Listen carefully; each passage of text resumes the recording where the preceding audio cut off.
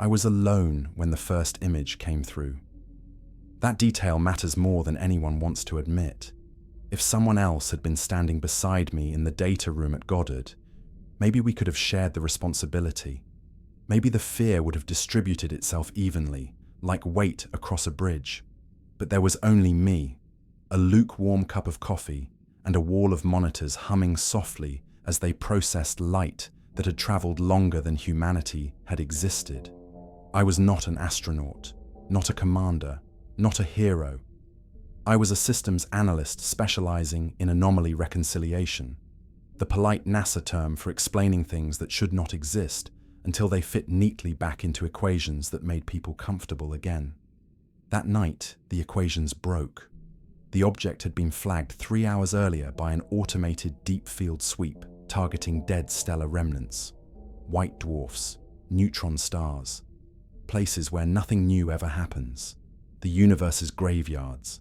Our algorithms were tuned to ignore most of it, filtering out radiation echoes and gravitational noise. But this one refused classification. Mass too dense, shape too symmetrical, and worst of all, it wasn't cold. The first processed image resolved slowly, line by line, like something deciding whether it wanted to be seen. At first, I thought it was a sensor artifact, a trick of reflected cosmic dust forming false geometry. That happens. The human brain is too good at finding patterns, even when there are none. But as resolution increased, denial became impossible. It was a structure, not metallic, not crystalline, stone. I remember leaning forward in my chair, breath caught somewhere between curiosity and something older, something closer to instinct. The surface texture wasn't smooth, like alien megastructures theorists love to imagine. It was weathered, eroded, carved. Arches emerged next, massive, curved supports arranged in concentric rings like the ribs of some impossibly large skeleton. Spires rose inward rather than outward, pointing not toward space, but toward a central hollow, a temple. The word came uninvited, settling in my mind with disturbing certainty.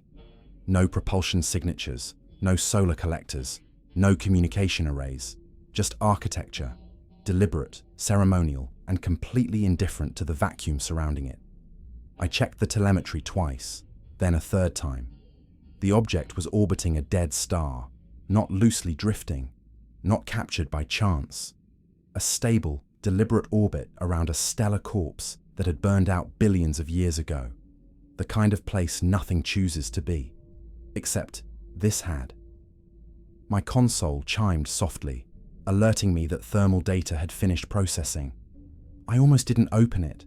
Part of me hoped the numbers would snap reality back into place, give me something comfortably wrong to dismiss. They didn't. The structure was warm. Not uniformly, that would have been easier to explain, but rhythmically. Pockets of residual heat bloomed and faded deep within the hollow center, like slow breaths taken by something trying not to be noticed. I felt my mouth go dry. "Okay," I whispered to the empty room, because silence had started to feel hostile. "Okay, that's new.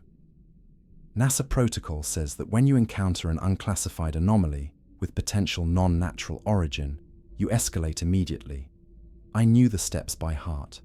I'd trained for this in abstract, in simulations that never quite captured the weight of the real thing. Still, my hand hovered over the comm panel longer than it should have, because there was something else.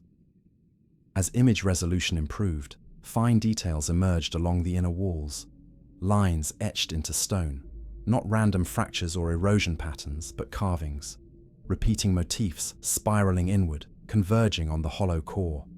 They weren't symbols, they were figures, humanoid, but elongated, kneeling, arms raised not in surrender, but in reverence. And at the center of every depiction, towering above them, was the same shape repeated over and over again, a massive form with a split crown where its head should have been, and a cavity in its chest, open, broken, bleeding light. I realized, with a sudden chill, that the warmth readings weren't coming from the temple itself. They were coming from whatever was inside it. That was when the room lights dimmed slightly. An automatic power redistribution I hadn't authorized. My console flickered, then stabilized, displaying a single new data stream that had not existed a moment before. A low-frequency emission originating from the structure's core. Not a signal. A pulse. I initiated the escalation channel. Within minutes, my quiet graveyard shift became the most classified room on Earth. Directors, military liaisons, astrophysicists pulled from sleep. Names I recognized only from papers and policy documents. The image of the temple hovered between us, enormous and silent, as if it had always been there and we were the ones intruding. Someone asked the question everyone was thinking. Is it alive? No one answered, because the pulse had just increased in amplitude. And somewhere deep in that ancient stone, something wounded had noticed us looking. They didn't call it a temple at first, not officially. In the first hour it was the structure, then the artifact. Then, once the cameras pushed in far enough to reveal the carved recesses and the ceremonial symmetry, it became the site, because the word temple carried too much weight. Temple implied purpose. Temple implied worship. Temple implied that something intelligent had once stood in that hollow, looked at the void, and decided to build a house for it. NASA. People hate words like that. We prefer neutral nouns. We prefer distance. But distance died the moment the structure pulsed back at us. I stood behind Director Holden's shoulder as he watched the thermal overlays bloom and fade on the main display. The conference room they'd commandeered wasn't built for fear. It was built for long meetings and polite disagreements. Yet every person in it had the same posture. Shoulders tight, hands too still, faces caught between fascination and an instinct to back away from the screen. A colonel in an Air Force uniform leaned in, squinting. Could be residual heat from a reactor. Stone doesn't house a reactor, Dr. Sato said, voice flat. She was one of the astrophysicists they'd dragged out of bed, hair still damp as if she'd showered in a rush to feel normal again. Holden didn't look at either of them. Can we confirm it's stone? I cleared my throat, surprised by how loud it sounded in a room full of silence. Spectral analysis indicates silicate composition, like basalt, but not matching any natural distribution we've catalogued. The mineral ratios are curated. Curated, Holden repeated, tasting the word like it was bitter. Meaning? Meaning somebody made it, I said. Or something. The room absorbed that. There were people there whose jobs existed solely to prevent that sentence from being said out loud. On the main display, the object drifted in its dead orbit, half lit by the faint radiance of the star's corpse. Even in monochrome it looked wrong. Not because it was alien, because it was familiar. I'd seen temples in photographs of Earth, ruins in deserts, cathedrals in Europe, stonework that had survived centuries because it had been meant to outlast the people who made it. This was that same arrogance, scaled to a cosmic level. A woman in a grey suit, not NASA, not military, something quieter and sharper, slid a folder onto the table. We're forming a joint task group. This will be compartmentalized under a new designation, Project Sensor. Someone chuckled once, a nervous sound that died immediately. A sensor, Dr. Sato murmured. For incense. The woman didn't blink. For smoke, for ritual, for cleansing. Pick whichever meaning helps you sleep. Holden glanced at me. You stay on. You found it. The way he said it made my stomach twist. Not praise, not gratitude. Ownership. As if discovery came with a collar. What's the plan? The colonel asked. The woman in grey tapped the screen with a pen. We observe. We do not engage. We do not transmit toward it. We do not attempt active scans beyond passive collection. Too late, I said before I could stop myself. Every head turned, even Holden's. The pulse, I added quickly. We didn't transmit. But our observation arrays did. Passive to us, but to something else. Maybe not. The structure responded when our systems locked onto it. The emission amplitude increased. It noticed. The woman's gaze stayed on me longer than felt normal. "What's your name?" "Ethan Ma," I said. My voice sounded too small for the room. "Mr. Ma," she replied, "I'm going to say something once, and I need you to understand it. The United States does not panic. We mitigate. We contain. We bury. The public will never hear the word temple. Your family will never hear it. Your colleagues outside this room will never hear it. Do you understand?" I nodded, because everyone nods when the world changes shape. Holden cleared his throat. "We have a probe we can redirect. Not crude, autonomous. We can position it close enough for high-resolution imaging without—" "No," the woman in grey said. "Not NASA." A ripple moved through the room. That wasn't how this usually went. NASA was the spearhead, the banner, the face. The colonel's mouth tightened. "Then who?" She opened the folder and slid a single sheet across the table. Black ink, red stamps, a mission patch I didn't recognize. "Defense assets," she said, "and an internal payload designed for close proximity reconnaissance in non-terrestrial environments. The platform has been used before." "Where?" Dr. Sato asked. The woman in grey didn't answer. Holden's eyes scanned the page. For the first time, his expression cracked. Not fear exactly, but discomfort, like someone had handed him a truth he'd spent a career avoiding. He looked up at her. "You're talking about the Lazarus platform." The woman nodded. I watched the exchange like a man listening to a language he should have known, but didn't. "What's Lazarus?" I asked. Silence again. Thick this time. Holden finally spoke, softer. "A deep space retrieval system, classified, designed for artifact collection." "Artifact collection," I echoed, and felt something cold crawl up my spine. So, this isn't the first time. Nobody corrected me. They briefed me 2 hours later in a smaller room with no windows and a hum in the walls that I realized was signal jamming. The woman in grey was there, plus Holden, plus a man with tired eyes who introduced himself only as Rourke. He had the posture of someone who had held too many secrets for too long. Rourke stood beside a monitor and displayed a timeline. "Lazarus was initiated under a different name," he said. "Decades ago, following a series of detections NASA could not explain without destabilizing geopolitical reality." He clicked. A grainy image of something in lunar orbit appeared. Massive, artificial, old. I felt my throat tighten. "This is real?" "It was real," Rourke corrected. "Past tense, retrieved and relocated." He clicked again. A second image, a shape buried in ice, a black curve beneath white. Again, click. A spiral pattern in deep space, like a net. Again, click. Each image looked different, yet all of them shared one trait. Purposeful design. Too clean to be natural. Too ancient to be human. Rourke let the images linger. "Every retrieval resulted in casualties," he said. "Not always immediate, not always obvious, but consistent." "Casualties how?" I asked.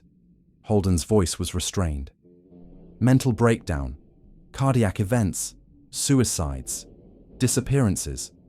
I stared at the screen and understood why they kept calling it artifact, because the alternative was saying the obvious thing. These were not objects. They were warnings, traps, remains. "Then why keep doing it?" I asked. Rourke met my eyes. "Because if we don't, someone else will. And if someone else does, we lose control of the narrative." The woman in grey slid another folder toward me. "You were selected for integration because you were the first human to observe this new structure with active monitoring. Your systems triggered its response. That makes you relevant. Relevant. Not important. Not valued. Relevant. Like a key that happened to fit a lock." I opened the folder and saw my own personnel file inside. Not the sanitized one in NASA's HR system. A different version. Notes. Psychological evaluations I'd never taken. A paragraph about my father. My hands went numb. My father died when I was 14. Holden looked away. Rourke didn't. Your father did not die in an accident, he said calmly. He died during Lazarus proximity operations. He was exposed to something he could not process. He made sure the mission logs were buried before he lost the ability to speak coherently. My vision tunneled. I tried to breathe, but my lungs felt too shallow, like the room had less air than it should. You're lying, I said, because the alternative was collapsing. The woman in grey watched me carefully. We don't have the luxury of lying to you anymore, Mr. Marr. This structure resembles something we encountered once before, in fragments. Rourke clicked, and a final image filled the screen. A stone surface, carvings, figures kneeling, a split-crowned silhouette with an open chest. My stomach turned as if the room tilted. It's the same iconography, I whispered. Yes, Rourke said, and we never found what it was built around. The monitor shifted to a thermal reading, not the wide scan I'd seen earlier, but a close estimate. A void inside the temple's center, hotter than it should be. Warmer than stone, warmer than metal, warm like blood. The woman in grey spoke, each word measured. Lazarus is launching within 72 hours, she said. And if the structure responds to proximity the way it responded to observation, we need someone who has already been noticed. I stared at the pulsing heat signature and felt something I couldn't justify with science. A sense of being recognized, not by a machine, by something inside that ancient stone, something wounded, something patient. And now it had my name, even if it didn't speak it. They moved me off the NASA network the same night. Not with paperwork, not with a meeting, just access disappearing like a light switched off behind my back. My badge still opened doors, but fewer of them. My email still existed, but every outgoing message queued and failed. Even my calendar became blank, as if my life had been deleted retroactively. By dawn, I was a ghost with a paycheck.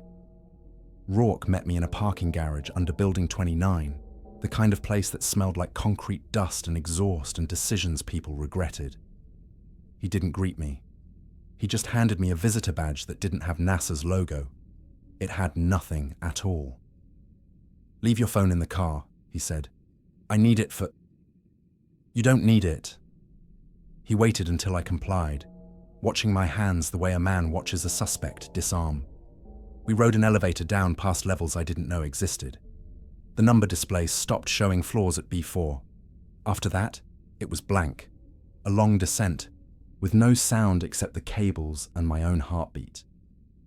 I tried to steady my breathing, but each second felt like I was being lowered into something that had been waiting. The doors opened to a corridor of white walls and no signage, lit by panels so bright they made every face look like wax.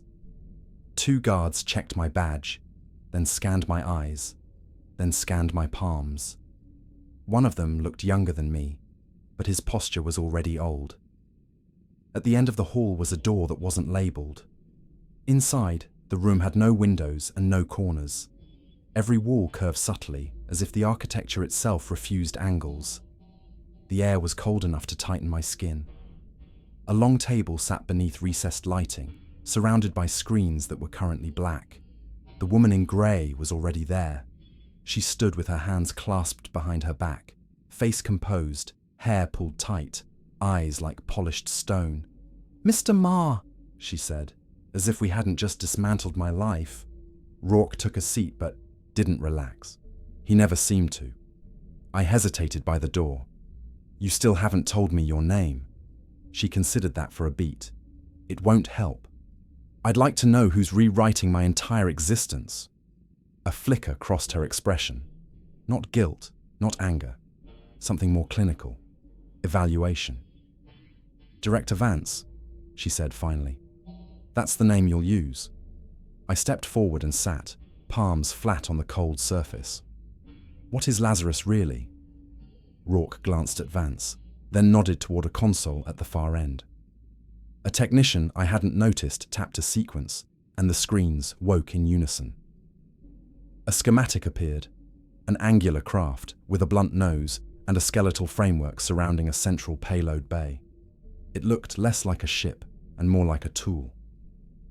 "Lazarus is not designed to explore," Rourke said. "It's designed to approach, extract, and retreat." "And it's military," I said. Vance's voice was smooth. "It's American." "Same thing," I muttered, then regretted it immediately. To my surprise, she didn't react. Maybe she'd heard worse. Maybe she didn't care. The schematic rotated, revealing its payload, a cluster of sensor arrays, manipulator arms, and an inner capsule that could detach. "A coffin," I said before I could stop myself. Rourke's mouth tightened. "We don't use that word." "But you built one." Silence thickened the room. The screen shifted again, and now the temple filled the space, rendered in high-resolution mapping derived from telescopic data. The closer view made it worse. The stone wasn't just weathered. It was scarred, as if something had tried to claw its way out and failed. Concentric arches formed a ring around a hollow. Carved figures lined the interior like frozen congregations. And in the center, the same split-crowned silhouette repeated endlessly. "Why a dead star?" I asked, forcing my mind back to logic. "Why build a shrine there?" Dr. Sato was in the room now. I hadn't even heard her enter. She took a seat across from me, expression exhausted and intent. "Dead stars don't have solar pressure," she said. "They don't have strong winds. They don't have flares. The environment is quiet, stable, a perfect place to hide something, or to keep something contained." I swallowed. Contained. Vance tapped a control. The thermal overlay appeared. The rhythmic blooms pulsed inside the hollow core. "It's not random," Sato said. "It's periodic, like respiration." "Or like a heart," I said. Rourke's eyes flicked to me, quick and sharp. Vance let the data run. The pulse rose, fell, rose again. Then she brought up a new feed. I leaned closer instinctively and immediately wished I hadn't. The signal wasn't electromagnetic in any familiar way. It was low-frequency gravitational fluctuation, the kind of subtle warping you only detect if you know precisely what normal space-time feels like. "Gravitational emissions," Sato murmured. "That's absurd." Rourke didn't look at the screen anymore. He looked at me. "It's how it noticed you." My throat tightened. "It noticed me from a telescope block." "It responded to observation," Rourke said. "And now it's responding to planning. The pulse amplitude spikes every time we run a full mission simulation." Vance's eyes didn't leave the display. "We tested that last night." I stared at her. "You're telling me it can sense intent?" She paused. "I'm telling you we don't know what it can sense, and that ignorance is the most dangerous variable in this room." The technician switched the display to a live projection of Lazarus's mission profile. A dotted trajectory curved through deep space toward the dead star system. I leaned back, trying to slow the panic climbing my ribs. "So, you're sending it anyway?" "Yes," Vance said. "Because if we don't, it remains unknown. And unknowns don't stay unknown." "Or maybe they do," I snapped. "Maybe it's been there for billions of years and it's fine until we show up." Sato met my eyes, and there was something almost sympathetic in her fatigue.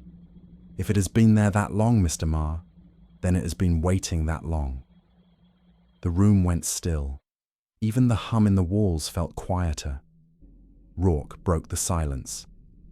"There's something else you need to see." He nodded to the technician, and the screen shifted to a different file. Not an image, a transcript. Lines of text scrolled, heavily redacted, stamped with classifications I couldn't pass. But the few visible words hit me like a physical blow. Subject exhibited religious fixation. reported dreams of a hollow chest, repeated phrase, "Do not let it heal." My vision blurred at the edges. This is my father's file. Rourke didn't deny it. He wasn't the only one. More transcripts appeared. Different names, different dates, the same recurring symptoms: nightmares, fixation, paranoia, a sensation of being watched.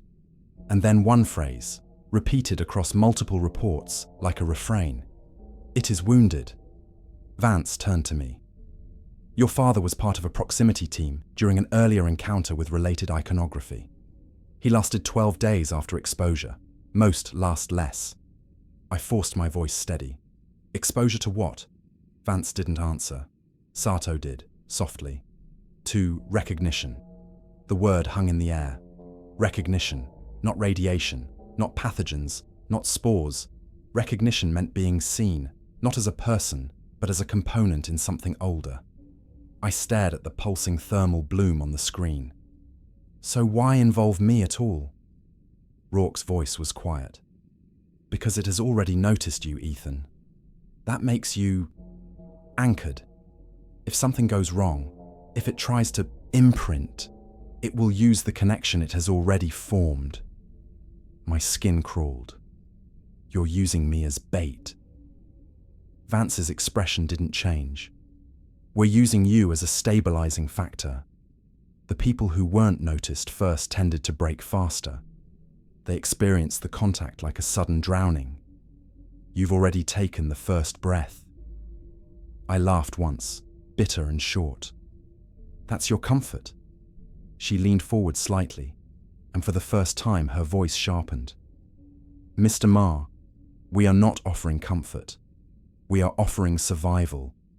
You can either be in the room when decisions are made, or you can be outside it when they happen to you anyway." I wanted to argue. I wanted to stand up and leave and go back to my normal life, to spreadsheets and sensor anomalies that resolved into harmless noise. But my normal life was already gone. And the truth was, I couldn't look away. Because in the back of my mind, beneath the fear and the anger, there was a thin, shameful thread of fascination. If that thing was wounded, what did it mean for something cosmic to bleed? Vance tapped another control. A final image appeared. A close zoom on a section of stone near the temple's core. The carving was different from the others, less ceremonial, more instructional. A figure standing upright, a hand extended. Not worship, not reverence, invitation. And carved above it, in a pattern that wasn't language but still felt like meaning, was a shape that made my stomach drop. A symbol that looked like a human ribcage, opened like a door. Sato's voice was barely audible. "It's not just a shrine." Rourke stared at the screen like he wanted to look away but couldn't. "It's a procedure." Vance finally said the words NASA refused to. "It's a healing chamber," she said, "and we may have just announced ourselves as the medicine." They gave me 12 hours to sleep. It was less a courtesy and more a test. I understood that even as I lay in a windowless room beneath Goddard, staring at a ceiling that hummed faintly with power lines and signal dampeners, they wanted to see if I dreamed. They wanted to see if I talked in my sleep, if I woke screaming, if my mind did what my father's had done when it realized something vast had turned its attention inward. I didn't dream. That was worse. Sleep came like a heavy curtain, dense and absolute, and when I woke, it felt like no time had passed at all. No processing, no release. Just a continuation, as if my consciousness had been paused rather than rested. A woman I didn't recognize was waiting when the door slid open. She wore scrubs, but there was nothing medical about her eyes. She handed me a tablet. "Psychological baseline," she said. "Answer honestly." I scrolled through questions that felt less like evaluation and more like mapping, perception, identity, fear thresholds, religious affiliation, childhood memories I hadn't thought about in decades. There were entire sections devoted to dreams, visions, intrusive thoughts. I marked none so many times it started to feel like a lie. When I finished, she took the tablet without comment, and led me through corridors that bent gently, the architecture subtly disorienting, like the building itself didn't want straight lines remembered. We emerged into mission control, not the one people see on television, not the nostalgic relic with consoles and flags. This was newer, deeper, built for silence rather than applause. Every surface absorbed sound. Every screen glowed with data, stripped of anything decorative. Lazarus hung at the center display like a waiting insect. Up close, it was uglier than the schematics had suggested. Brutal, utilitarian. No attempt at symmetry beyond what physics demanded. The payload bay dominated its profile, thick shielding surrounding, something that made my skin prickle even without a visual. "That's the capsule," Rourke said, appearing beside me without warning. "Proximity insertion module." "You mean the coffin?" I replied. He didn't correct me this time. Technicians moved with practiced efficiency, voices low, clipped, no banter, no excitement. This wasn't a launch people wanted to remember. Vance stood at the center platform, hands folded, eyes fixed on the countdown display. She looked exactly as she had the day before, as if stress simply slid off her. Or perhaps she'd learned how to carry it so long ago it had fused with her spine. "Mr. Ma," she said without turning, "you'll be monitoring the signal interface." "I thought Lazarus was autonomous." "It is," she replied, "until it isn't."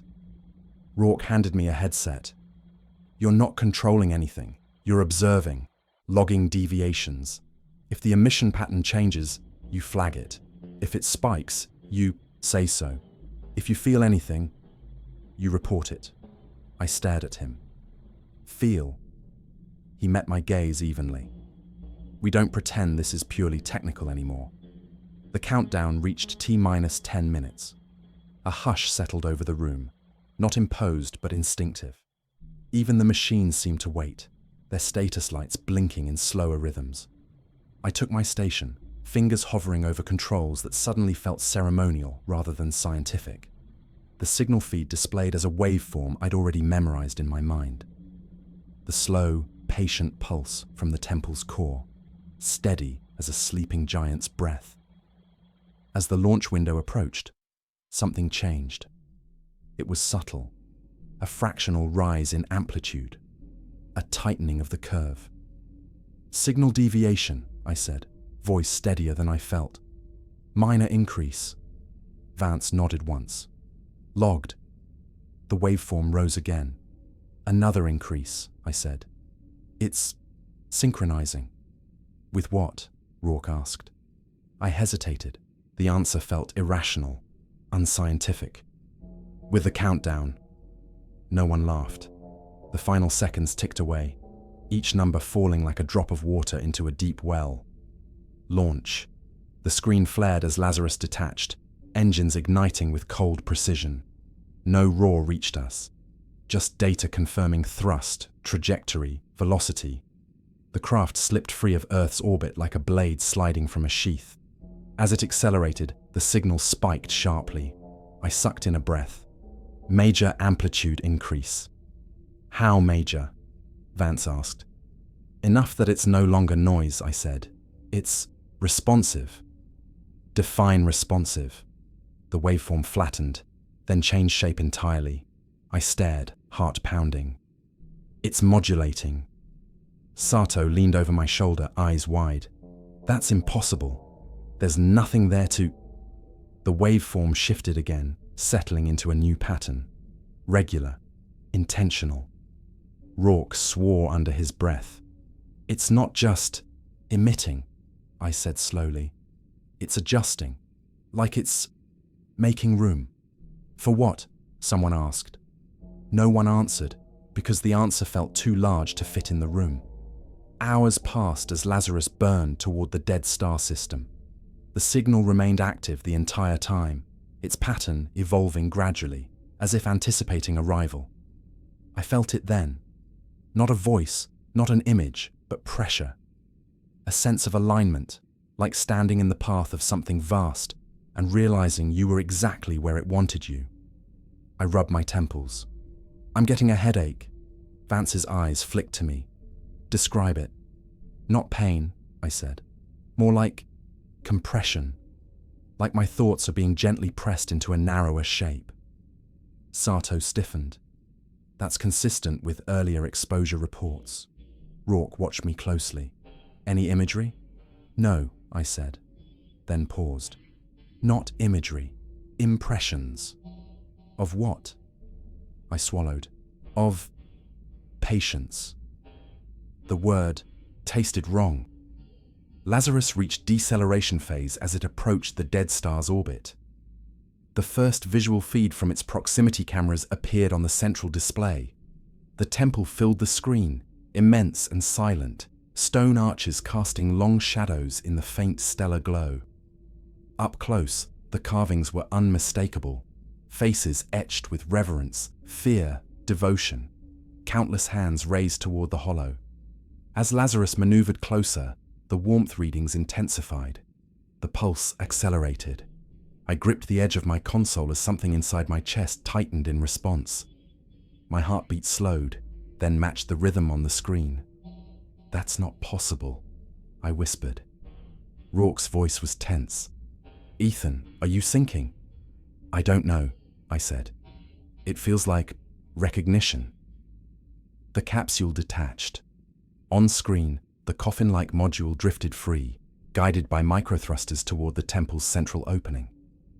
The scale difference was obscene. A human-made object approaching something that had been ancient when Earth was molten. As the capsule crossed an invisible threshold, the signal surged violently. Alarms chimed. Technicians called out readings, voices overlapping. Gravitational distortion. Thermal spike. Signal coherence at 90%. I gasped as a sharp pressure bloomed behind my eyes. For a moment, the room faded, replaced by a sensation of vast space and stone, and something deep, deep inside it, curled around a wound that never closed. I saw it then, not with my eyes. A shape suspended in darkness, enormous beyond comprehension, its surface fractured, its center hollowed as if something essential had been torn away. Light seeped from the wound, dim and sickly, staining the surrounding void. And I felt it look back, not at Lazarus, at me. I lurched forward, hands slamming onto the console. Ethan, Rourke snapped. Talk to me. It knows, I said hoarsely. It knows I'm here. Vance stepped closer. Can you tell what it wants? The pressure intensified, a silent question pressing against the inside of my skull. I closed my eyes, and the impression sharpened into something terrifyingly clear. Completion, I whispered. It wants to be whole. The capsule reached the threshold of the hollow. Inside the temple, something moved. Stone that had not shifted in eons began to realign, arches sliding with slow, deliberate grace. The carvings seemed to watch as the coffin drifted inward. The signal spiked one last time, then stabilized at a new baseline, stronger, steadier, healed or healing. Sato's voice trembled. We may have just initiated something irreversible. Vance didn't look away from the screen. We crossed that line the moment we looked. I slumped back in my chair, heart racing, the echo of that vast presence lingering like an afterimage. Because deep down, beneath the fear and the horror, there was something else, a terrible understanding. If that thing was wounded, then whatever had wounded it might still be out there, and we had just lit a beacon. The first time the temple opened, nobody in mission control spoke. Not because we were in awe, not because it was beautiful, because it looked like a body deciding to cooperate. On the central display, the coffin module drifted deeper into the hollow, guided by its own microthrusters and something else I couldn't quantify. The internal cameras fed us a slow approach through a space that should have been empty. Instead, the darkness inside the temple had texture, like depth made visible. Then the stone moved again, not violently, not with collapse or cracking, with intention. Arches shifted like ribs flexing around a breath. Massive slabs that had been fused seamlessly now separated along lines so fine they could have been hairline fractures. Each segment slid into a new position without friction, without dust, without the chaotic ugliness of real-world mechanics. It was surgical. Vance leaned closer to the display. "Seal integrity?" a tech replied, voice tight. "No. Debris. No particulate signature. It's self-lubricating somehow." Sato didn't blink. "It's not opening like a door. It's reconfiguring like a living structure." My hands stayed locked on the console as if letting go would make this real, in a way I couldn't survive. The pressure behind my eyes had dulled, but it hadn't left. It sat there, quiet and watchful, like a finger pressed against the thin wall between thought and intrusion. The coffin module passed the threshold. The signal changed immediately, not louder, cleaner. The noise floor dropped, as if reality itself had stopped interfering. The waveform became a smooth, confident curve, like a heartbeat settling into a rhythm after panic. Rourke saw it too. "It's stabilizing." Vance didn't move. "Or it's satisfied." Satisfied. The word turned my stomach. Inside the hollow, Lazarus's detached module floated down a corridor formed by overlapping arches. The perspective made me dizzy. There was no clear sense of up or down. The inner surfaces were carved with recessed grooves that spiraled inward, converging on a darkness that swallowed the camera's limited light. The first close-up of the carvings came in crisp detail. Humanoids, elongated, kneeling in endless rows. Their faces weren't blank. They were expressive. Too expressive for ancient stone. Wide eyes, open mouths. The posture of worship mixed with terror, as if reverence had been forced out of them. And above every group, that split-crowned silhouette repeated like an icon burned into the universe. Open chest, hollow center, bleeding light. I swallowed hard, throat dry. "It's consistent." Sato's voice was distant, like she was speaking from underwater. "The iconography is not decorative, it's instructional. This is a ritual schematic." Rourke glanced at her. "Say it plainly." She hesitated, then did. "This is a manual for worship." The internal cameras advanced, and the corridor widened into a chamber that made everyone in mission control shift unconsciously, like we needed to create space between ourselves and the screen. It was a nave.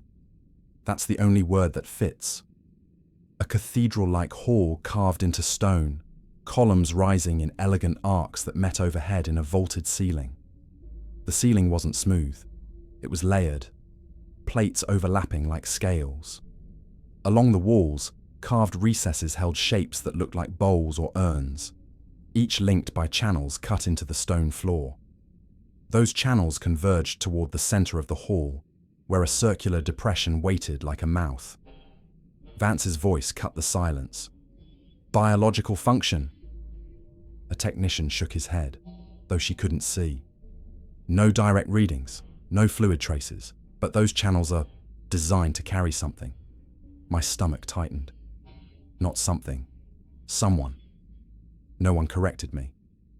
The coffin module drifted toward the center depression, and the temple responded. A low vibration shimmered through the feed. Not audio. Our microphones weren't even tuned for this, but a subtle distortion in the image, like the camera lens was being pressed from the inside. The depression's rim separated into segments, each petal-like slab sliding open. A socket. A cradle. The module lowered itself into it with terrifying precision. For a heartbeat, nothing happened. Then the chamber lit, not with light sources, with glow that seeped through stone itself, pulsing along the carved channels like liquid fire trapped beneath the surface. The patterns ran outward from the cradle, racing down the grooves, up the walls, across the ceiling plates, until the entire nave looked like it had veins. And the signal wave in my headset became intimate. The pressure behind my eyes surged, and I had to grip the console again to keep from folding forward. Rourke's voice snapped. "Ethan, Report. I forced words through clenched teeth. It's closer. It feels closer. Vance stepped to my side. Are you seeing anything? I wanted to lie. I wanted to say no. I wanted to be the man who handled numbers and data and stayed safely inside science. But the impression was already there, crawling up from my gut into my throat. It's like standing in a church, I said hoarsely, and realizing you're the offering. The internal camera panned slowly, as if the module itself was being guided to look. At the far end of the nave was an altar, a platform of stone raised slightly above the floor, framed by columns that curved inward like hands. On the altar sat a shape that didn't match the architecture. It wasn't stone. It was dark, glossy, almost wet-looking, like obsidian, but not reflective. More like something that absorbed light and drank it. And in the center of that shape was a cavity, a chest-shaped hollow. Waiting. Sato whispered, barely audible. That's not an altar. What is it? Rourke asked. Her eyes were fixed on the screen, pupils tight. It's a docking point. Vance's jaw clenched. Docking for what? Sato didn't answer immediately. She looked at the carved figures lining the nave, then the channels, then the cradle holding our coffin module. Finally, she said, for anatomy. The word hit like a physical blow. The signal spiked in my headset, and for a moment, the room vanished. I was somewhere else. Not in the temple exactly, but inside a perception shaped by it. I felt vast distance and ancient stone, and beneath it all, a presence like a planet-sized mind folded around pain so old, it had become part of the universe's foundation. It wasn't angry. It wasn't hungry. It was wounded, and it believed we had come to fix it. I opened my eyes, breath ragged, and found Vance watching me with something like calculation mixed with concern. Ethan, she said softly, tell me what you felt. I stared at the screen. The altar's chest cavity seemed deeper now, darker, as if it had noticed us noticing it. It's missing something, I said. Not metaphorically, literally. Rourke's voice was low. Missing what? The answer came not as thought, but as certainty. Us, I whispered. It's missing us. Silence clamped down over mission control. A technician laughed once, high and brittle, then stopped as if he'd been slapped. Sato shook her head slowly. No, that's impossible. Is it? I said. My voice sounded wrong to my own ears, too calm, too resigned. We've been treating it like an artifact, like a thing. But what if it's an organism? What if this temple is its life support, its containment, its hospital? Vance didn't deny it. She only asked, can it reach us from there? I looked at the waveform, at the smooth, confident curve, at the way it had cleaned itself the moment our module entered its cradle. I think it already has, I said. As if to prove the point, the feed flickered. Not a signal loss, not interference, a deliberate cut. The internal cameras went black.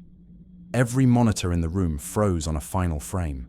The altar's hollow chest centered perfectly, like the last image someone wanted burned into our eyes. Then a new data stream appeared on my console without authorization.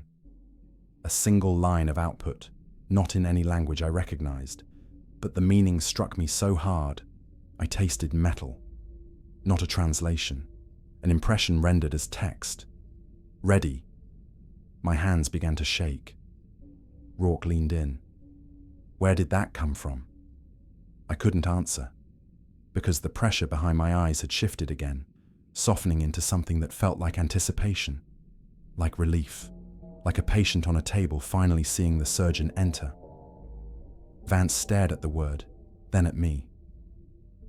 We did not transmit, she said, voice tight. No, I replied. But it did.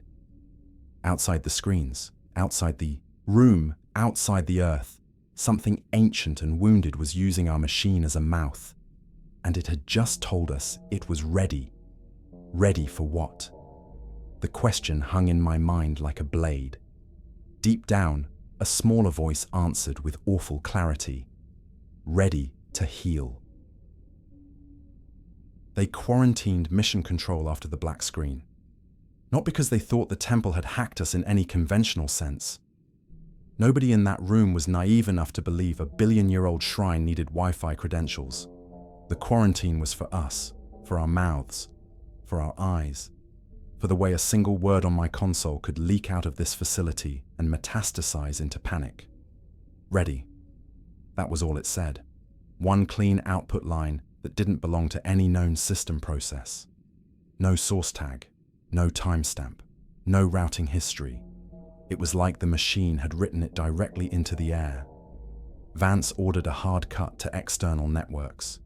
The technicians obeyed with the speed of people trying not to think. Doors sealed. Keys turned. A security team arrived within minutes, taking positions at every exit as if the room contained a bomb. In a way, it did. Rourke leaned close to my console, eyes narrowed. Pull the logs. There are no logs, I said, voice raw. That's what I'm telling you. It's like it was always there. Sato stood behind us, arms wrapped around herself. The cameras went black at the same moment the text appeared. So the module is compromised, someone said. Vance shook her head. Compromised implies we had control to begin with. She looked at me. Ma, you're done for the day. That's not... It is, she cut in, calm but sharp. You've been exposed to proximity contact through a mediated system. I want medical evaluation, I want monitoring, and I want you away from screens. Away from screens, like light could carry infection. 2 guards escorted me down the curved corridors again. I didn't resist, because I realized resistance would prove something about me that I wasn't ready to confirm. They led me to a small room with a cot, a sink, and nothing else. No windows, no clock. Only a camera in the corner behind dark glass, watching without blinking. A doctor arrived 10 minutes later. Not in a white coat, but in plain clothes, like someone who didn't want to look like a doctor. He introduced himself as Dr. Laird. He checked my pupils, my reflexes, my blood pressure. He asked about headaches, nausea, intrusive thoughts. Any hallucinations? He asked. No, I said. He watched me for a beat. Any dreams? I almost laughed. I haven't slept yet. Sleep is not required for certain kinds of dreams, he replied, and wrote something down. That was when I understood. This was not their first time asking these questions. They left me alone after the exam. The overhead lighting dimmed automatically, settling into a twilight setting that made the room feel like an aquarium. I sat on the cot and tried to breathe normally. I tried to convince myself the pressure behind my eyes was just stress, just adrenaline, just the aftermath of seeing something no human being was supposed to see. But my heartbeat kept doing something strange. Every few minutes, it slowed. Not because I was calm, because it was sinking. I pressed 2 fingers to my wrist and felt the rhythm shift, subtle but undeniable, like a metronome adjusting itself to match distant music. I lay down fully clothed, not because I wanted sleep, but because I wanted gravity. I wanted the simple reassurance of my body's weight on a mattress. I wanted to remember what normal felt like. When I finally closed my eyes, I didn't drift gradually. I fell. The room vanished, and I dropped through darkness so deep it felt physical. No wind, no sensation of movement, just the certainty that I was going somewhere I hadn't agreed to go. Then the stone appeared, not around me, but within me. The sensation of carved surfaces, cold and ancient, sliding past my awareness like fingertips tracing a scar. I felt the nave again, the cathedral hall inside the temple, but this time it wasn't on a screen. It was immediate, vast, silent, and there were people there. Not astronauts, not scientists, congregations. They lined the walls in endless rows, kneeling in the positions I'd seen carved into stone. except now they were alive, trembling, skin slick with sweat, eyes wide with reverence and terror. They weren't human, at least not fully. Their proportions were wrong, too tall, too thin. Faces stretched as if evolution had been guided by a hand that didn't care about comfort. But their expressions were unmistakably familiar, the expression of believers who knew their God could kill them. I tried to speak, but no sound came out. My throat felt sealed, as if my body understood that sound had consequences here. At the end of the nave, the altar waited, the hollow chest, the cavity of absence, and behind it, looming beyond the architecture, something enormous shifted in the darkness like a mountain waking. I felt it before I saw it, a presence like weight on the soul. Not malevolent, not loving, simply vast, like gravity itself had become conscious. It leaned closer. I expected fear. I expected panic. What I felt instead was intimacy, like a surgeon leaning over a patient, not with cruelty, but with focus. A thought pressed against my mind. Not words, not language. A question shaped like hunger, shaped like pain. Are you here to complete me? My chest tightened, a mirrored ache blooming behind my ribs. I tried to answer, but I didn't know what the correct response was. There were no manuals for speaking to wounded gods. The kneeling figures began to move. They lifted their heads in unison, eyes tracking toward me as if they could see me standing in the middle of their sacred hall. Their mouths opened. No sound came, but I understood them anyway.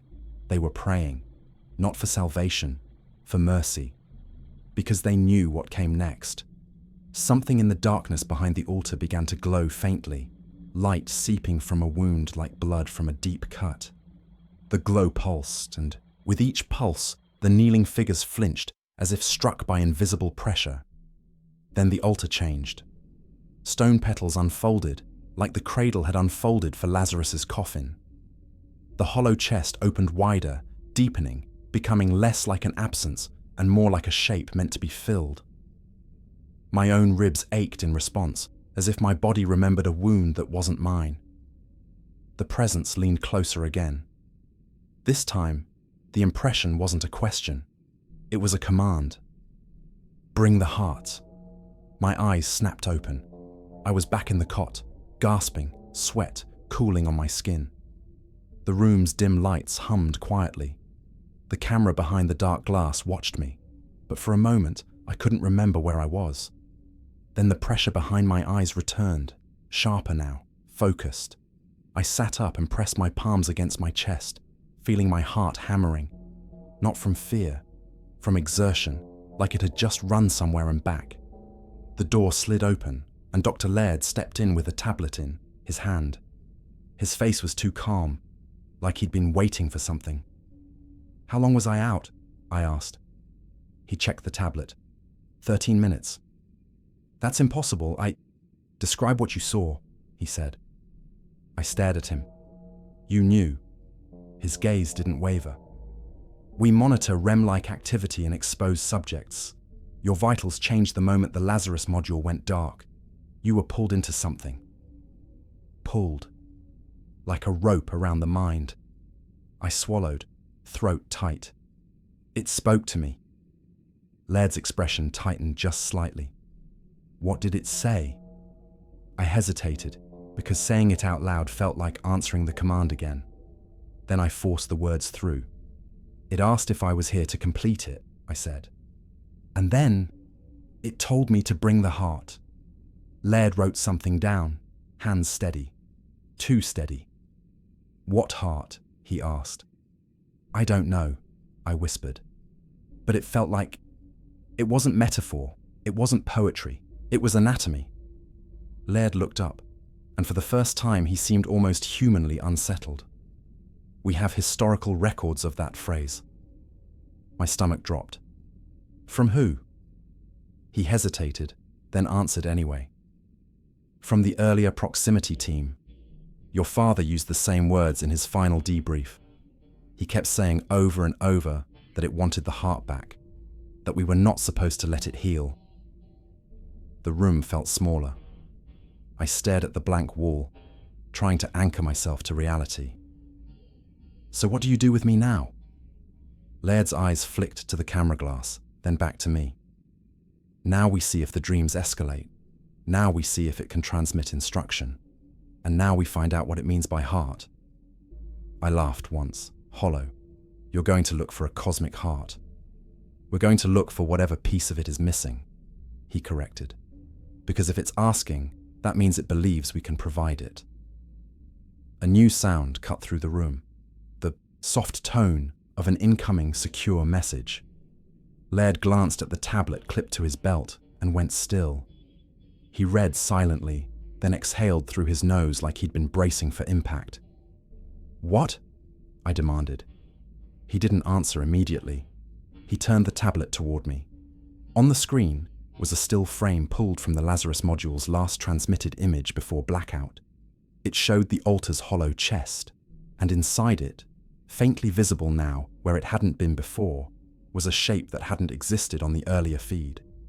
A small object resting in the cavity, metal, human-made, a patch, NASA insignia, worn and torn, and beneath it, stitched in faded thread, a name that made my blood turn to ice. Ma, my father's mission patch. Somehow, it had appeared inside an ancient alien temple orbiting a dead star. Laird's voice was quiet. It's not just reaching you through dreams, Ethan. My mouth went dry. It's reaching through history. Vance came to see me in person after they confirmed the patch wasn't a hallucination, not a call, not a message through Rourke. She walked into the observation room like she owned the air inside it, carrying a folder tucked under one arm and a look on her face that I'd started to recognize as her version of alarm. Behind her, 2 security men lingered in the doorway, hands near their belts, eyes scanning the corners like the room itself might sprout teeth. You saw it, she said. It wasn't a question. I sat on the cot with my elbows on my knees, still sweating from the dream. I saw my father's name inside that altar. Vance placed the folder on the table. We pulled the frame data from Lazarus's last burst. It's not compression artifact. It's not a reflection. It's physically present in the cavity. How? I asked, and hated how small my voice sounded. How does something that old have something that belonged to him? Vance didn't sit. She rarely did. That's why I'm here. Rourke briefed me on your episode. My dream, I corrected. Her eyes held mine. We call them episodes because the word dream implies fantasy. I swallowed. It spoke. I know, she said. And I know what it said. Bring the heart. My stomach tightened. You've heard that phrase before. She didn't deny it. In older files. In recordings we don't keep in the same building as anything else. The way she said it made me picture vaults and burn bags and men in suits making decisions no one voted on. I stared at the camera glass in the corner. I could feel someone watching from behind it, not just them. Why my father? I asked. Why his patch? Why my name? Vance's expression didn't shift, but something in her jaw tightened. Because he got closer than anyone else ever has. I shook my head. You said Lazarus was built decades ago. That means he was part of a human proximity team, she said, cutting in. Not in a craft, on site, physical entry. I sat very still. Entry into what? Vance hesitated, the first hesitation I'd ever seen from her. Then she opened the folder and slid a photograph toward me. It was old, slightly yellowed. A grainy black and white shot of a stone chamber lit by harsh portable lamps. Men in bulky suits stood around a structure that looked like a ribcage carved from rock. Their faces were blurred deliberately, but one figure near the left edge wasn't blurred enough. I recognized him instantly. Not from memory. He'd died when I was 14, but from framed photos my mother had kept on the mantle. Same jawline, same tired eyes. My father. The caption at the bottom made my stomach lurch. Lunar Far Side, 1974. Non-NASA operations. My throat closed. I thought the last Apollo mission was 72. Vance didn't blink. You were supposed to think that. I stared at the image, fingers trembling against the paper. So he went inside something like this. Yes, she said. Not this exact structure, but related, fragmentary, damaged, more like a broken chapel than a complete temple. Rourke's voice came from the doorway. It wasn't in orbit. It was buried. He stepped in, looking like he hadn't slept in days. His eyes flicked to the photo, then back to me. Your father's team entered it for 19 minutes. The door sealed behind them. When it opened again, only 2 came out. My mouth went dry. What happened inside? Rourke's gaze hardened. That's classified above your current clearance. I laughed once, sharp and disbelieving. My life is being rewritten in real time, and you're still drawing lines? Vance's voice stayed calm. Because some lines exist to keep you alive. I pushed the photo back toward her. So, what's the point of showing me this now? Vance tapped the tablet she'd brought. The still frame from Lazarus appeared. The altar cavity, my father's patch sitting inside it like an offering returned. Because the structure you found, she said, is not a random shrine. It is the source, the intact version, the central node, if you want a technical term. Sato's voice came through a speaker in the wall. I hadn't realized she was patched into the room until she spoke. We ran comparative geometry, she said. The lunar fragment aligns mathematically with this temple, as if it were a broken-off piece of a larger system. A system, I whispered. Rourke nodded. A network.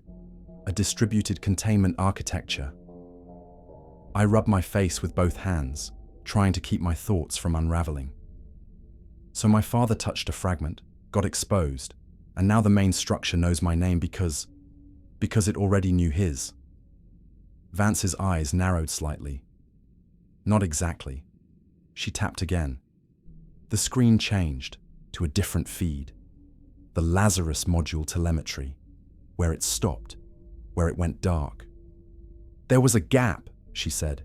17 seconds of missing data, not a signal loss, not a dropout. The timestamps jump forward cleanly. Sato's voice sharpened. That's not possible unless the module's clock was altered. Rourke finished the thought. Or unless it wasn't where we think it was for 17 seconds. The room felt colder. You're saying it moved it, I said. Vance nodded. Or folded space around it. Or did something we don't have language for yet. I stared at the tablet, and in that gap, it put my father's patch inside the altar. Or it retrieved it, Rourke said quietly. My stomach twisted. From where? No one answered. They didn't need to. There were only 2 places it could have retrieved it from some black-budget vault on Earth, or from the place my father went 19 minutes and came back ruined. The thought made my throat tighten until it hurt. I forced myself to ask the question I'd been avoiding. What does it mean by heart? Sato's voice came through, controlled but tense. We have 2 hypotheses. Vance didn't look pleased. Give him the short version. The first hypothesis, Sato said, is that it's metaphorical. Heart, as in essence, as in consciousness, as in the core of something it lost. And the second, I asked. A pause, then Sato's voice, quieter. The second is anatomical, literal, a physical component removed from whatever entity is inside that structure. Rourke spoke without emotion. A piece taken to keep it wounded. My skin crawled. Taken by who? Vance's eyes locked on mine. We don't know. But you think it's on Earth, I said. Vance didn't answer directly. The patch is proof it can anchor to you through genetic and psychological association. If it can retrieve something connected to your father, it can retrieve anything connected to the wound. Rourke leaned forward. And the phrasing matters. It didn't say find the heart. It said, bring it. I felt my pulse stutter, like it expects us to already have it. Vance's expression tightened, like it knows our species is involved. My mouth went dry. I looked down at my hands, at the way they trembled faintly. I'm not involved, I said, trying to make it true. I'm a data analyst. Rourke's face softened by a fraction, which somehow made it worse. Ethan, your father was involved. Whether you wanted it or not, that made you part of the chain. Sato's voice came again, urgent now. We're receiving a new transmission from the Lazarus module. Vance snapped her head toward the speaker. Root it. The tablet in her hand chimed and updated. A text block appeared, the same unauthorized output style as before. Clean, bold, unmistakably not. Ours, not ready this time. A longer line, still not in any human language, yet the meaning punched through as if my brain had been trained to understand it. The heart is safe with you. My vision swam. No, I whispered. Rourke stared at the screen. It's talking to you. Vance's voice was sharp. Ma, are you carrying something? Any object? Any implant? Any... It's not in my pocket, I snapped, panic rising. It's not a thing I can hand you. But even as I said it, the pressure behind my eyes surged again, and a memory surfaced that wasn't mine. A stone chamber, my father's gloved hands, something small and dark and impossibly heavy, cradled like a newborn, a whispered instruction, hide it in blood. I lurched off the cot, breathing hard. Oh God! Vance stepped closer. What did you see? I pressed both hands to my chest, as if I could feel something lodged beneath my ribs. It's not safe with me, I said, voice shaking. It thinks it is because it's in the family, in the line, in me. Rourke's face drained of color. Sato's voice cracked through the speaker. Ethan, listen to me.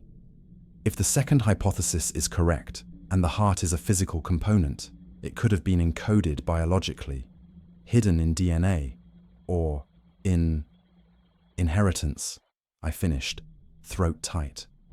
Vance's eyes narrowed, a grim understanding settling in.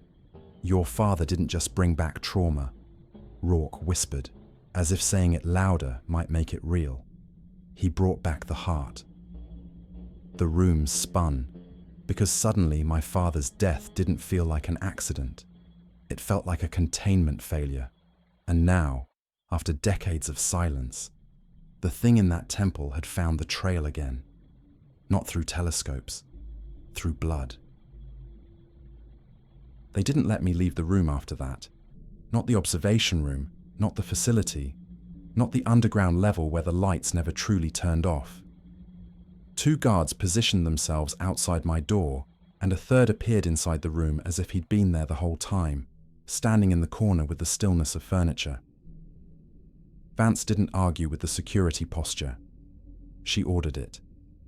And for the first time since I'd met her, I saw something in her eyes that wasn't control. I saw urgency. Run a full genetic profile, she said to Dr. Laird the moment he arrived. Cross-reference with anything related to Lazarus exposure cases. Laird looked uncomfortable. Director, that takes time, and we need consent. Vance turned her head slightly, the way a predator turns toward movement. He doesn't have the luxury of consent. He has the luxury of being alive.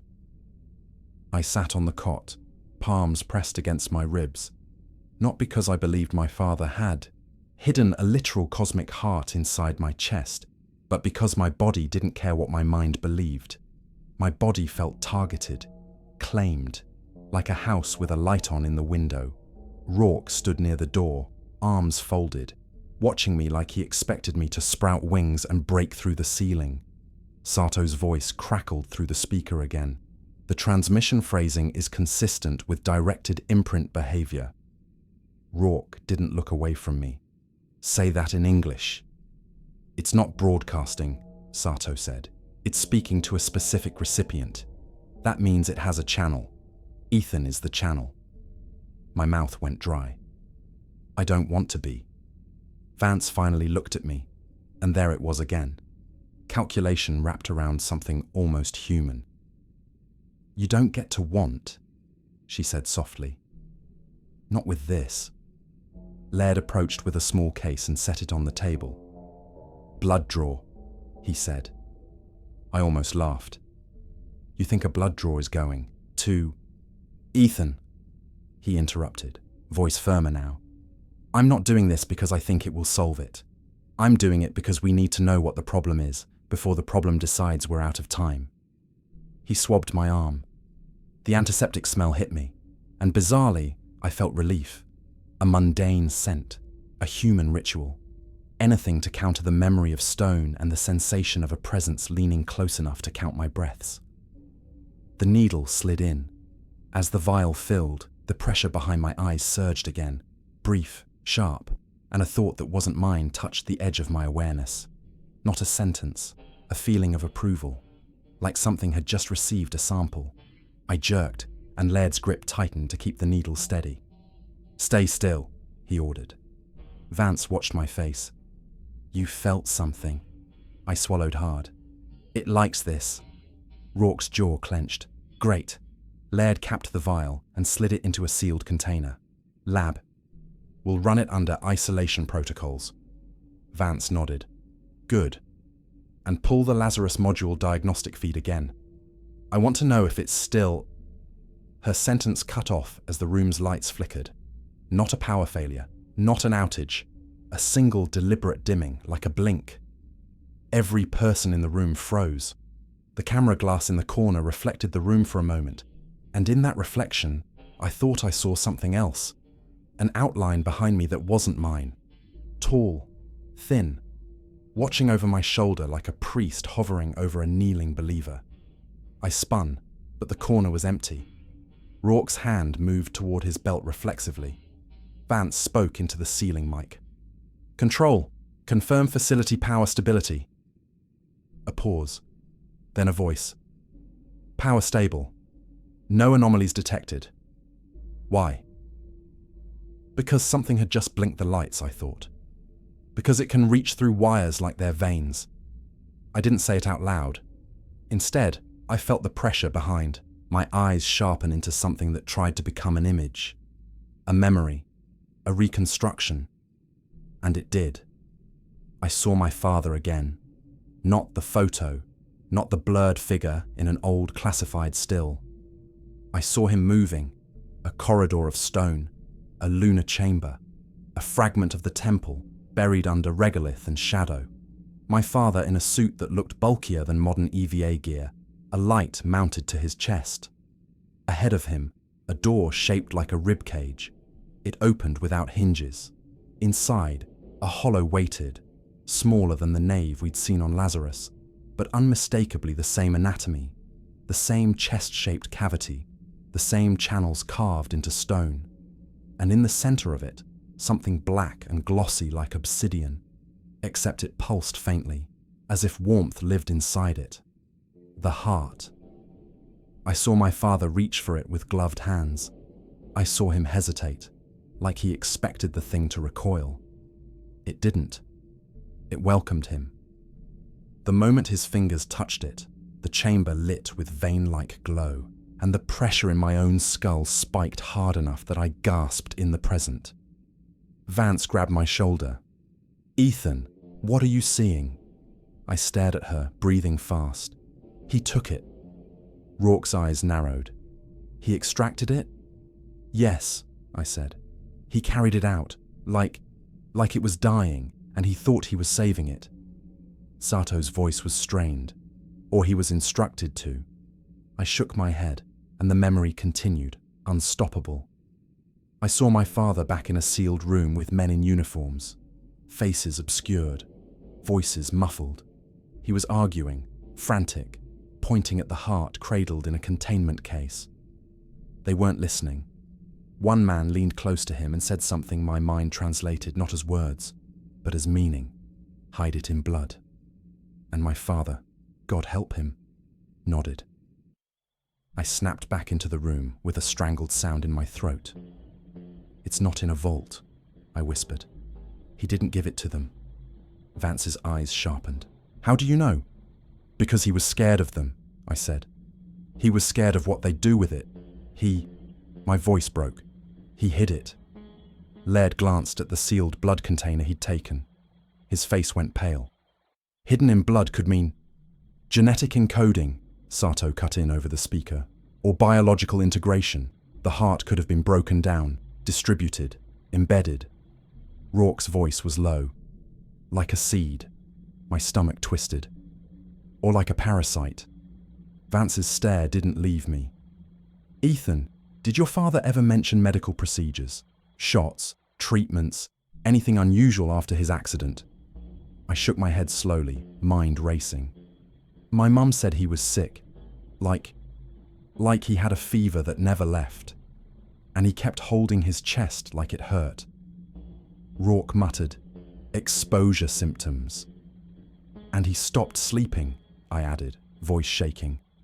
He'd sit at the kitchen table and write pages of notes that didn't make sense. He kept saying one thing over and over.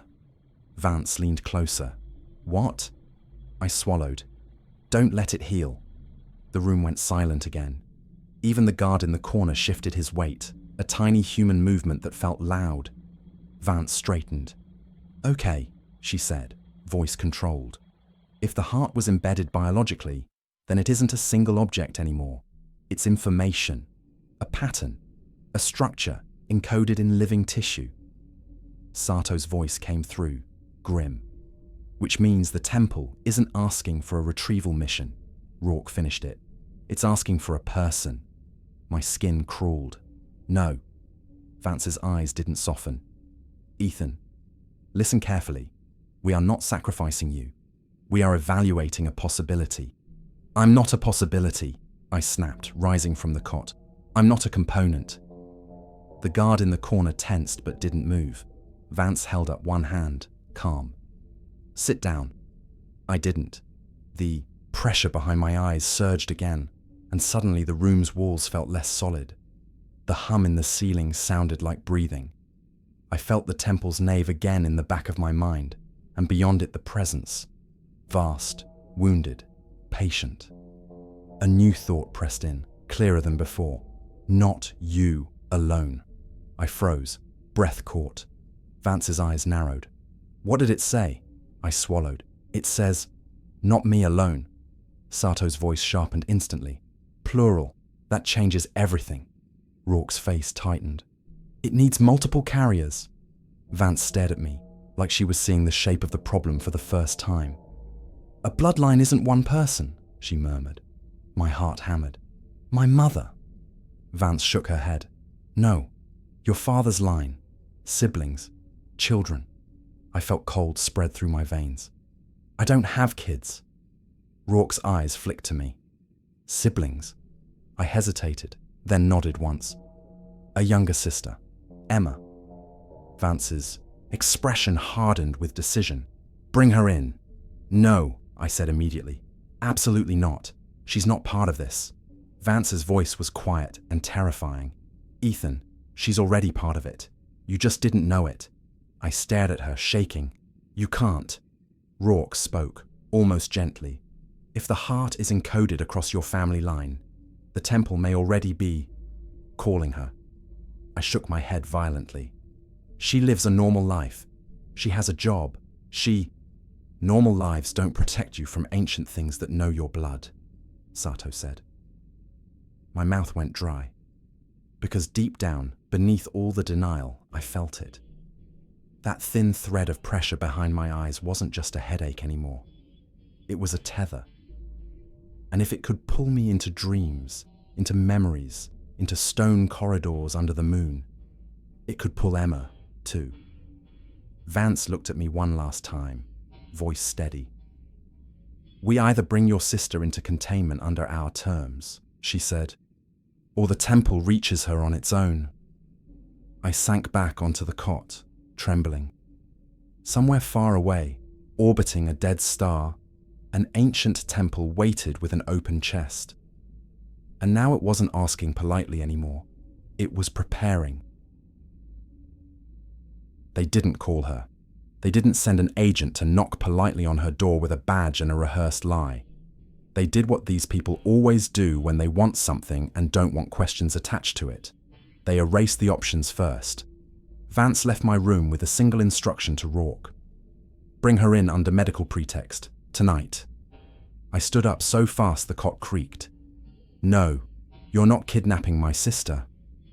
Rourke's expression didn't change, but something in his eyes tightened, like the order bothered him more than he would ever admit. Ethan, this isn't negotiable. It is to me, I snapped. If you touch her, I swear. You swear what? He said calmly. You'll tell the press about the ancient god temple orbiting a dead star. You'll call the police and say the government has your father's heart in your DNA. The words were cruel because they were true. My anger had nowhere to land. It ricocheted inside my chest, burning and useless. I tried another angle, desperate. Let me talk to her first. Rourke hesitated. The pause was microscopic, but it was there. You can't. Because you cut my phone. Because if you warn her, he said, voice low, and she's already being contacted, you could accelerate the imprint. Sato's voice came through the speaker, quieter now, as if she didn't want Emma to hear her name echoed in this underground place. Ethan, we need her baseline. If she's already dreaming, we need to know how deep it goes. She's not part of your experiment, I said. Vance reappeared in the doorway, as if she'd heard my words through walls. She's part of the equation, she corrected, and the equation is already solving itself without our permission. I stared at her. Do you hear yourself? I hear you, she replied. I also hear what is at stake. I wanted to hate her. I wanted to believe she was just another bureaucratic monster in a suit. But there was something in her posture that told me she'd seen this before. Not in theory, in blood, in bodies. You said, under medical pretext, I forced out. What does that mean? Vance's voice stayed steady. A controlled transport. She'll be told she's being invited to participate in a study related to your father's death. That part will not be a lie. My father's death wasn't... Don't, she said softly. Don't try to pretend it was nothing anymore. I clenched my fists. If she's hurt because of you... Vance's gaze held mine.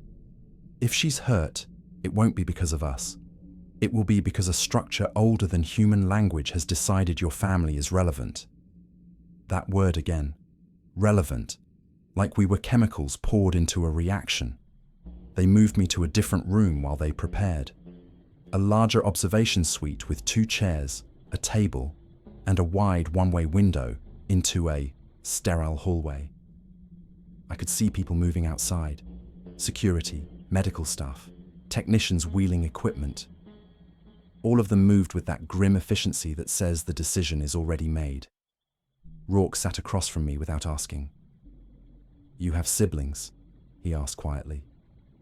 Just Emma, I said, voice flat. He nodded once. Do you trust her? The question hit harder than it should have. Yes, I said immediately.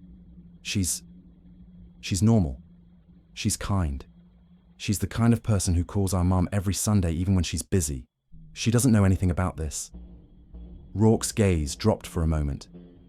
That's why she's dangerous. My stomach turned.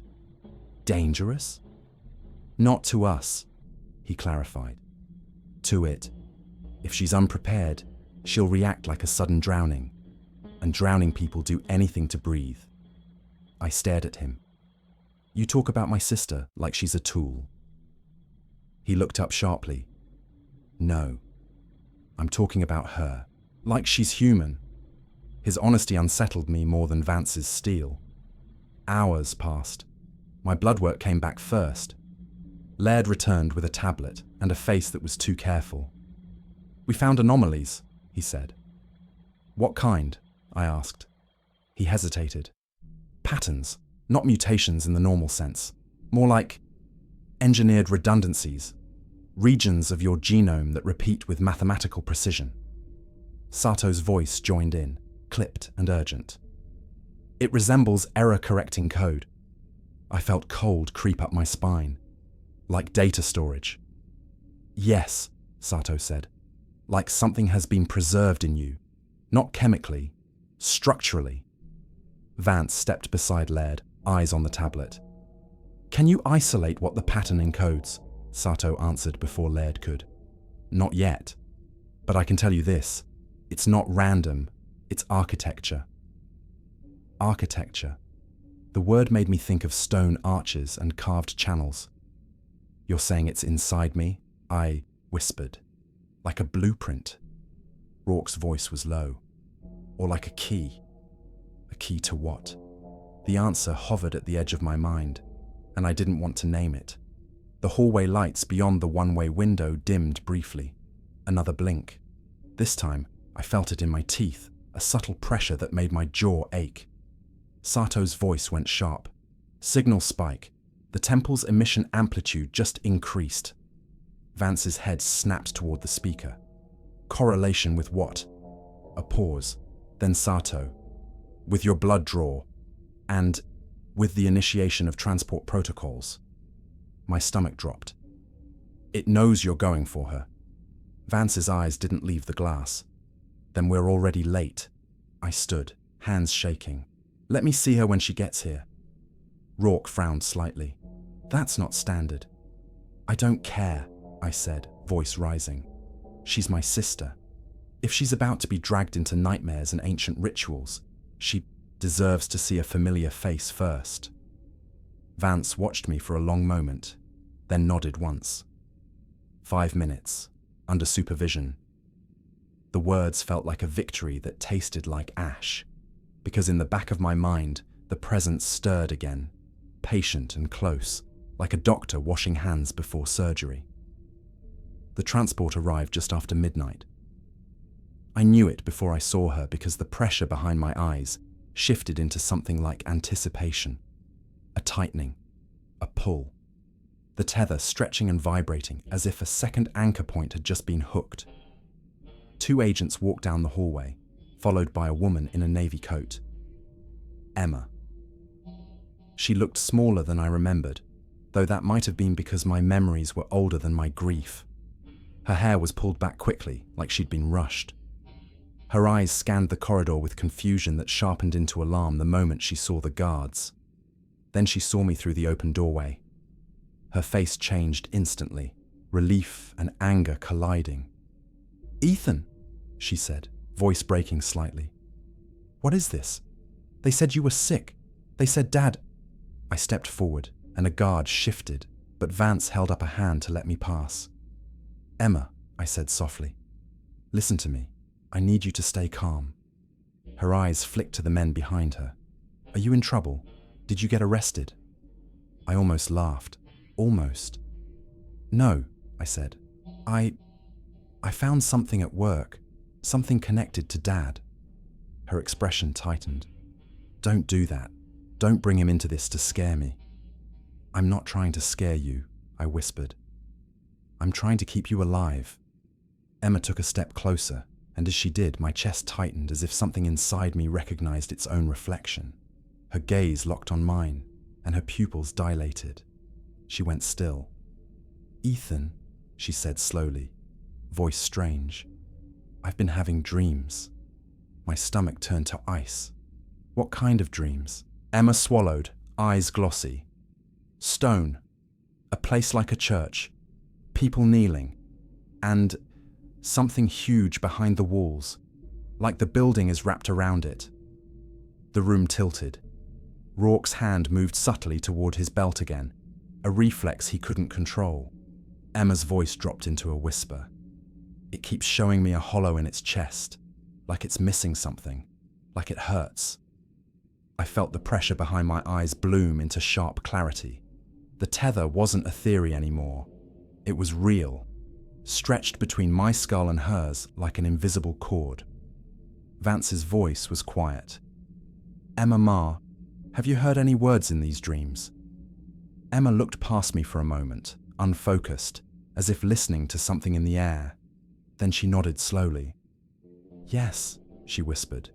It keeps saying, bring the heart. I closed my eyes, dizzy with dread. When I opened them, Emma was staring directly at me with a look that wasn't entirely hers. Not possession, not theatrics. Just the unnerving stillness of someone receiving instructions. It knows us, she said softly. My throat tightened. Yeah, I whispered. It does. Emma's breathing slowed, sinking without her permission, and I watched in horror as her hand rose to her chest the same way mine had. Then she said the sentence that made every person in the room freeze. I think it can see through our eyes, she murmured. Because when I dreamed last night, it wasn't looking at me. She swallowed, voice trembling. It was looking for you. They separated Emma from me within minutes. Not gently, not cruelly, efficiently, like triage in a disaster zone. 2 medical staff guided her down the corridor, while Vance and Rourke argued in low voices that still carried the sharp edges of panic. Emma didn't resist, but her eyes stayed locked on mine until the door slid shut between us. And in that last second, I felt it. Not emotion, not fear, a clean alignment, like 2 magnets snapping into place. The pressure behind my eyes eased, and in its place came something colder. Certainty. Vance returned to my observation suite alone. She looked exhausted now, like the strain had finally found a crack in her armor. We've confirmed it, she said. I didn't ask what. My body already knew. The pattern in your genome, she continued, is mirrored in hers. Not identical, complementary. Like halves of a lock, like 2 pieces of a torn page. Where is she? I asked. Medical isolation, Vance said. Sedated for now. My stomach twisted. You drugged her. We slowed her, Vance corrected. Because the moment she said it can see through our eyes, the temple's emissions spiked. It's not guessing anymore. It's mapping. Rourke's voice came through the intercom. We have a problem. Vance didn't flinch. Explain. The Lazarus module is back online, he said. But it's not transmitting camera feed. It's transmitting internal telemetry only, and the telemetry indicates movement. Sato's voice joined, tight and fast. The altar is reconfiguring. The docking cavity is changing shape. It's adapting to a biological template.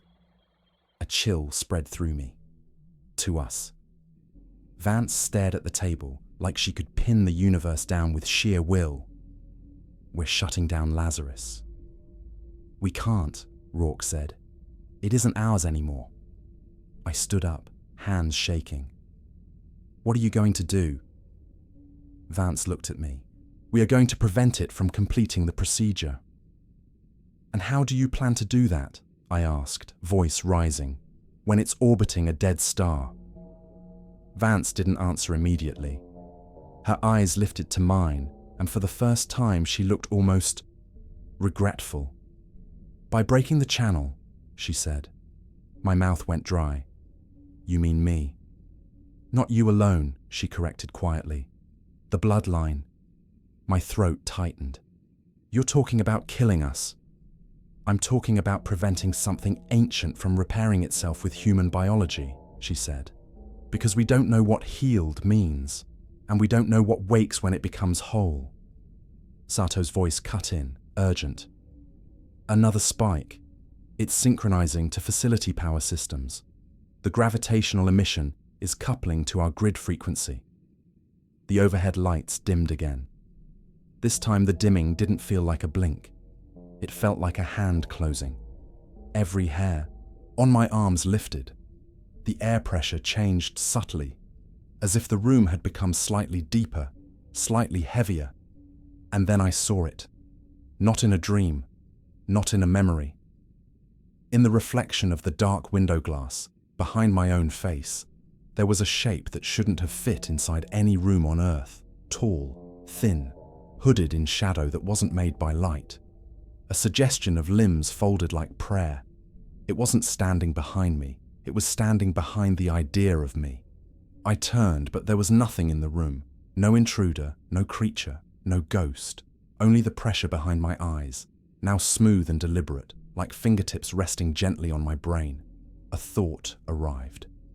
Clearer than any before. We are ready. My knees nearly buckled. Vance grabbed my arm. Ethan, stay with me. I stared at her. It's here. No, she said sharply. It's not here. Yes, I whispered, voice breaking. Not physically, but it's inside the channel now. It's using our nervous systems like wire. Rourke's voice returned, strained. Emma's vitals just changed. My head snapped up. What changed? She's sinking, he said, even sedated, heart rate slowing into coherence with the emission pattern. Sato spoke like she was forcing herself not to scream. That shouldn't happen under sedation. It's not sedation, I said hoarsely. It's prayer. Vance's face hardened. Open the door.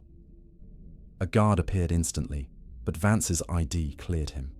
The door slid aside, and 2 agents escorted me through the corridor at a pace that felt like running without movement.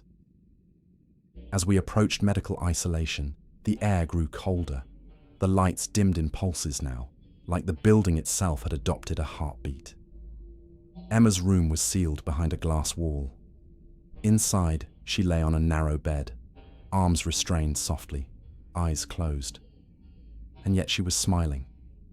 A small, peaceful expression that didn't belong in a bunker full of terror. Rourke stood near the glass, jaw tight. She hasn't woken once, but her lips keep moving. Vance leaned toward the microphone linked to the isolation room. Emma Ma, can you hear me? Emma's eyes opened immediately, not groggy, not confused, alert. Her gaze settled on the camera above her bed, then slid to the one-way glass, and finally found me like a compass, snapping north. Her mouth moved, and though her voice barely carried through the sealed barrier, I understood her perfectly. It hurts, she said softly. My chest clenched. Emma, she didn't blink.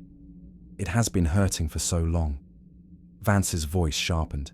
Emma, who are you speaking to? Emma's head tilted slightly. Her eyes held mine, but the focus behind them wasn't her. It doesn't have a mouth, she whispered, so it borrows ours. The lights flickered hard. A tremor ran through the floor, not like an earthquake, but like the building had been gently lifted and set down again. Sato's voice blared over the intercom. Gravitational surge, local space-time distortion increasing. Vance's face went pale. It's folding distance. I stared at Emma, and suddenly I wasn't looking at my sister. I was looking at a door made of blood and memory and inherited structure. Emma lifted her restrained hand as far as the strap allowed and pressed her palm against her chest. Then she said, in a voice too calm for what it meant, "The heart is here."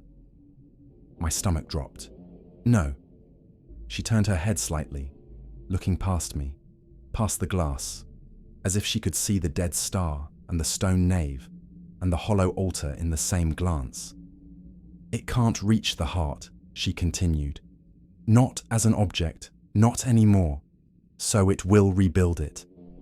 Rourke's voice was tight. Rebuild it from what? Emma's eyes returned to mine. From the pattern, she whispered. From the family. The pressure behind my eyes intensified until my vision shimmered. I tasted metal again. And then, for one terrifying moment, I saw both places at once. Emma's sterile room, and the nave inside the temple. The altar's hollow chest wide open, glowing faintly with vein light. The Lazarus coffin cradled in the floor like a tool laid out for surgery, and something enormous behind the stone, shifting gently, preparing. A thought pressed into my skull so cleanly it felt like my own. Give. Vance grabbed a radio. "Cut power to the medical wing, now," Sato's voice shouted back. "If we cut power, the distortion could destabilize containment." "Do it," Vance snapped. The lights went out. For a heartbeat, everything was dark. In that darkness, I felt the temple more clearly than I had ever felt my own body. The nave wasn't on a screen anymore. It wasn't in a dream. It was here, folded into the bunker like a room behind a room. And something leaned close to my mind with infinite patience.